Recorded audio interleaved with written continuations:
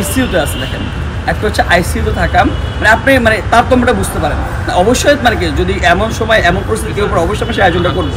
আমাদের বিগত দিনের কর্মকাণ্ড এবং আগামী দিনের কর্মকাণ্ড সেটা অবশ্যই আমরা করতেই হবে, যে আসলে এটা কোনো মানে ভিন্ন কোনো উদ্দেশ্য নাই। এটা অবশ্যই আমাদের মন থেকে প্রাণ থেকে অ্যাজ এ মুসলিম হিসেবে, এই অঞ্চলের কালচার হিসেবে আমরা আমাকে দায়বদ্ধ জায়গা হিসেবে আমরা এই আয়োজনটা করেছি। আমার বেসিক্যালি মনে হয়েছে দেখেন, কয়েকদিন আগে যখন হাসিনার রায় দিলাম তখন হচ্ছে কি আমার খুব একটা বিষয় মাথায় আসলো যে না, আমরা যারা বিগত দিনে যারা আন্দোলন সংগ্রাম করেছি তাদের জন্য আজকে একটা বিশেষ দিন, স্বস্তির দিন, সবাই মিলে একটা মোলাকাত করি, দেখা সাক্ষাৎ করে খাওয়া দাওয়া করি। তো হুট করে আয়োজনটা করা, অনেকে ভাবতেছি আমি যেহেতু হচ্ছে বামপন্থী বেশি মানে ডান বা সরকার যাওয়া ভিন্ন কোনো উদ্দেশ্য থাকতে পারে। আজকে আবার বেগম জিয়া যখন মানে প্রোগ্রাম করলাম তখন মানুষ ভিন্ন কোনো উদ্দেশ্য থাকতে পারে।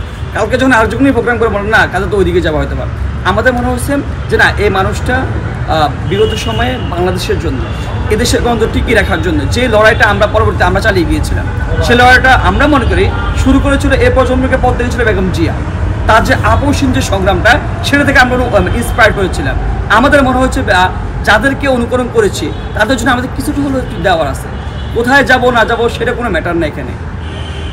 আমার বিগত কর্মকাণ্ড কিংবা আগামী কর্মকাণ্ড দেখে বুঝতে পারবেন যে এসব প্রশ্ন কোনো মানে কোনো ম্যাটার করে না এখানে। আচ্ছা কাজী ভাই, আপনি বিএনপিতে যোগ দেন বা না দেন সেটাই অন্য বিষয়, কিন্তু আপনি তো রাজনীতি অবশ্যই করবেন, রাজনীতি আপনার ক্যারিয়ার সামনে আছে। সেইখানে খালেদা জিয়ার রাজনৈতিক আদর্শকে আসলে আপনি কি আইডল মনে করবেন কি? অবশ্যই দেখেন, বেসিক্যালি হচ্ছে তারুণ্য ধর্মে হচ্ছে কোনো কিছুকে হচ্ছে মানে মানে কারোর সাথে আপোষ না করা, সেই জায়গাটায় আমরা বেগম জিয়ার মধ্যে সেই গুণটা আমরা দেখেছি।